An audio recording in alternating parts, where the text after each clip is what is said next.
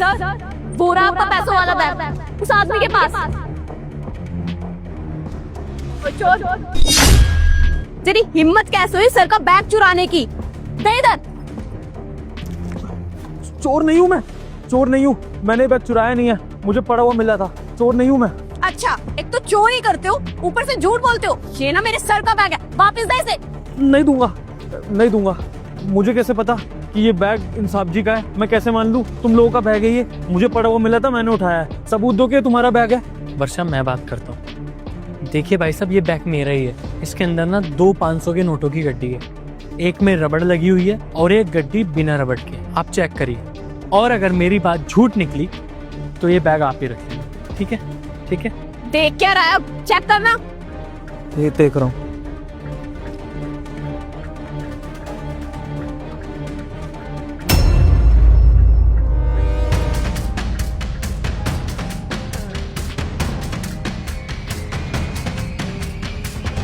रबड़ लगी गड्डी और बिना रबड़ वाली गड्डी। और अगर आपको और कंफर्मेशन चाहिए तो मैं आपको अमाउंट भी बता दूंगा कितना है, और आप जब गिनोगे तो सेम अमाउंट निकलेगा, और नहीं निकला तो ये पैसे भी आप रख लेना। अब बोलो, अब तो यकीन हो गया ना कि सर का ही बैग है? अब इसे वापस देगा या कान के नीचे तेरा एक लगाओ। वर्षा, क्या कर रही हो? रुक जाओ। ठीक है, फिर इसका मतलब तो ये आप ही का बैग है, अगर आपको पता है कि इसमें कैसे नोट थे। लीजिए। पर मुझे चोर मत बोलिए, मैं चोर नहीं हूँ। अगर मुझे चोरी करनी होती तो मैं भाग चुका होता अभी तक। सर, एक बार ना पैसे पूरे गिन लो, क्या पता इसने चुरा लिए हो। वर्षा, देखकर मुझे पता चल रहा है कि नोट पूरे ही है, इतना तजुर्बा है मुझे। और रही बात पैसे चुराने की, जो इन्हें तुम बार बार चोर बोल रही हो, तो एक बात सोचो, अगर इस बंदे ने सच में हमारा बैग चुराया होता, ये बेचारा यहाँ क्या कर रहा होता? चोरों का माइंडसेट पता है, जिस भी एरिया में चोरी करते हैं ना, तुरंत वो एरिया छोड़कर दूसरे एरिया में जाता है। ये तो बेचारा यहीं बैठा होता ना, कहीं गया भी नहीं, और एक बार बोलने पे हमारा बैग वापस भी करता। वरना कौन चोर ऐसा करता है? हम दूर से चिल्लाते हुए आते हैं, हमारा बैग, हमारा बैग। अगर चाहता ना तो ये बैग छीन कर भाग सकता था, लेकिन ये भागा नहीं। मैं समझता हूँ कि आप सच बोल रहे हैं। ये लीजिए आपकी ईमानदारी का इनाम।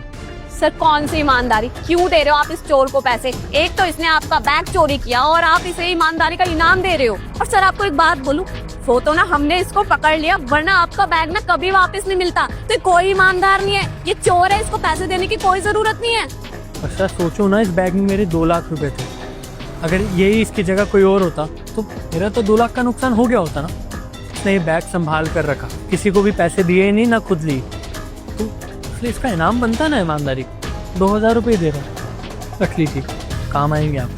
साहब जी, मुझे पैसा नहीं चाहिए। मैंने इनाम पाने के लिए आपका ये बैग वापस नहीं करा। आपके पैसे हैं, इनको लौटाना मेरा फर्ज था, मैंने अपना फर्ज पूरा कर दिया। पैसा वैसा नहीं चाहिए मुझे, आप अपना बैग रखिए, मैं चलता हूँ अपने काम धंधे पर। कमाल है, बड़े ही खुददार आदमी है। थैंक यू मेरा बैग बचाने के लिए। चले। रुकिए साहब जी, 1000 रुपए उधार में मिल सकते हैं क्या? देखा सर, आ गया ना अपनी औकात पे। आखिर इसने भिखारी वाली हरकत दिखा ही दी। जब तुझे सर पैसे अभी दे रहे थे तब तो तूने मना कर दिया, अब तुझे पैसे चाहिए। पहले इतना महान बनने का नाटक क्यों कर रहा था? ये नौटंकी करने की क्या जरूरत थी? सर, ऐसे लोगों को ना मैं अच्छी तरह जानती हूँ, ये सिर्फ ना नौटंकी बाज होते हैं और कुछ नहीं। एक सेकंड रुको, जरूर कुछ ना कुछ बात होगी, तभी ऐसे उधार पैसे मांग रहा है। मुझे बात करने दो।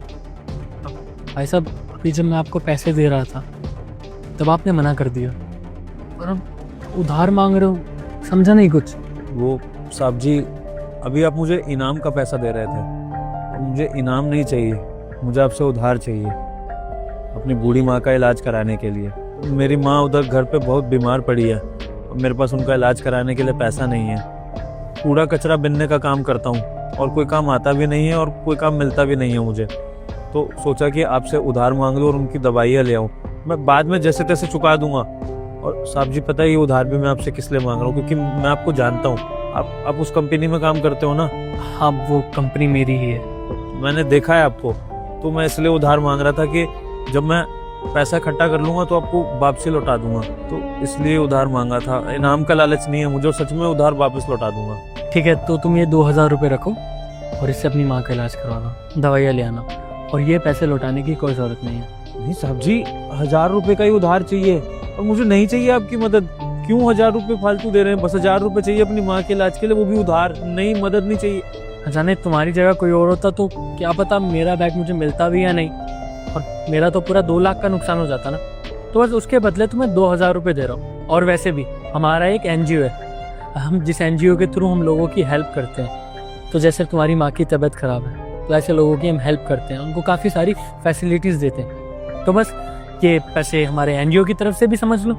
जैसे तुमने मेरा बैग लुटाकर अपना फ़र्ज़ निभाया, तो वैसे ही मैं अपने NGO का फ़र्ज़ निभा रहा हूँ तुम्हारी माँ की मदद करके। ये रख लो, अब तो मना नहीं करोगे? साहब जी बहुत बहुत धन्यवाद। आपको नहीं पता, इन पैसों से मेरी माँ के लिए दवाइयाँ आ जाएंगी तो ठीक हो जाएगी, और मुझे कितनी खुशी मिलेगी। बहुत बहुत धन्यवाद आपका। ठीक है, जाओ और अपना और अपनी माँ का ध्यान रखना। और सुनो, कुछ भी दिक्कत होती है तुम्हें पता है मेरी कंपनी का है, आ जाना। चलता हूँ साहब जी।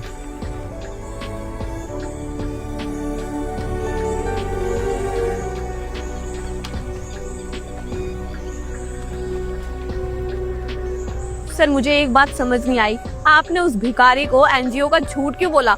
आपका तो कोई NGO नहीं है। सर आपको पता है कि गरीब लोग ना झूठ बोलते हैं, इनका धंधा यही होता है। क्या पता उसकी माँ ना बीमार हो, वो ऐसे ही आपको झूठ बोलकर पैसे लेकर चला गया हो और आपने उसको पैसे दे दिए।